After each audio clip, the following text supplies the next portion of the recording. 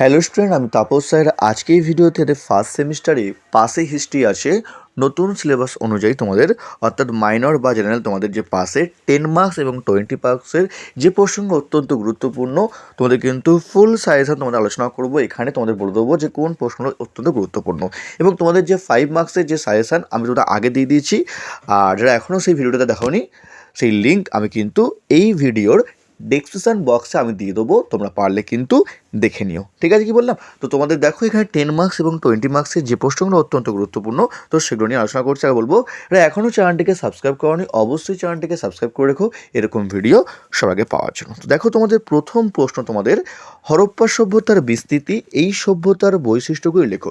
Very very important প্রশ্ন তোমাদের এবারের জন্য, এবং তোমাদের পরীক্ষায় বিশাল ইম্পর্টেন্ট এবারের পরীক্ষার জন্য। তাই জন্য বলবো ফার্স্ট চয়েস, ফার্স্ট প্রশ্ন কিন্তু পরীক্ষায় বিশাল ইম্পর্টেন্ট। নেক্সট, হরপ্পা সভ্যতার পতনের কারণগুলো লেখো। তো দুটোর মধ্যে তোমরা কিন্তু পরীক্ষা একটা 10 বা 20 তোমাদের কিন্তু পরীক্ষা কিন্তু আসার সময় কিন্তু অত্যন্ত প্রবল। যে তোমাদের বলবো তোমরা কিন্তু ভালো করে যাও, দুটো করলে তোমরা কিন্তু অবশ্যই তোমরা কিন্তু একটা পরীক্ষায় কমন পেয়ে যাবে। ভেরি ভেরি ইম্পর্টেন্ট প্রশ্ন। ঠিক আছে, নেক্সট দেখো তোমাদের পরের প্রশ্ন, তোমাদের প্রাচীন ভারতের ইতিহাসে বা প্রাচীন ভারতের ইতিহাস রচনায় দেশীয় ও বৈদেশিক সাহিত্যের ভূমিকা লেখো বা গুরুত্ব লেখো।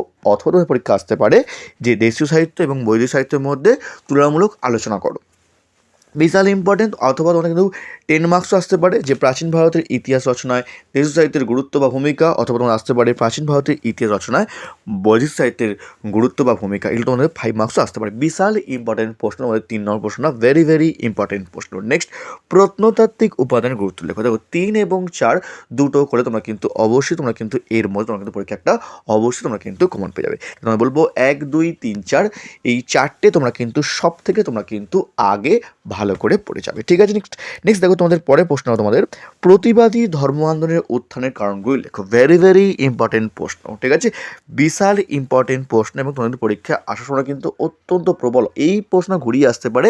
এই জৈন ধর্মের উত্থানের কারণগুলি লেখো, সেম অ্যান্সার। অথবা তোমরা আসতে পারে বৌদ্ধ ধর্মের উত্থানের কারণগুলো লেখো, সেম তোমরা কিন্তু অ্যান্সার হবে। তোমরা বলবো এটাও তোমরা কিন্তু 10 মার্কস বা 20 মার্কস তোমরা কিন্তু আসার সময় কিন্তু অত্যন্ত প্রবল।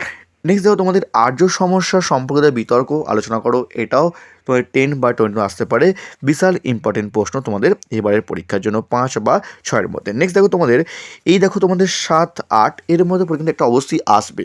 হয় মগধের উত্থানের কারণগুলো লেখো 10 বা 20 বা 5 মার্কসে, অথবা ষোড়শ মহাজন পদ সম্পর্কে আলোচনা করো। ঠিক আছে, কি বললাম? এই দুখানা ভালো তোমরা পড়ে যাবে, এর মধ্যে তোমরা কিন্তু অবশ্যই একটা পাবে, কারণ 10 মার্কস, 5 মার্কস বা 20 মার্কস অবশ্যই কিন্তু আসবে। নেক্সট দেখো তোমাদের নব্য প্রস্তুত লেভেল, তোমার কী বলবো, তোমাদের 10 মার্কস বা 20 মার্কস বা তোমাদের 5 মার্কস আসতে পারে। তো তোমাদের বলবো তোমাদের এটা 5 বা 10 কিন্তু আসতে পারে প্রশ্নটা তোমাদের এবারের জন্য। ঠিক আছে, কি বললাম? নেক্সট দেখো তোমাদের লাস্ট প্রশ্ন, তোমাদের পরবর্তী বৈদিক যুগে রাজনৈতিক, অর্থনৈতিক ও সামাজিক অবস্থা ঋগ্বেদ যুগের তুলনায় কীভাবে পৃথক ছিল। এটাও কিন্তু ইম্পর্টেন্ট প্রশ্ন। তোমাদের কিন্তু একটাও দিতে পারে, অথবা তোমাদের কিন্তু দুখানে তোমাদের কিন্তু দিতে পারে যে অর্থনৈতিক এবং সামাজিক অবস্থা পরবর্তী বৈদিক যুগের ঋগ্বৈদিক যুগের তুলনায় কীভাবে পৃথক ছিল।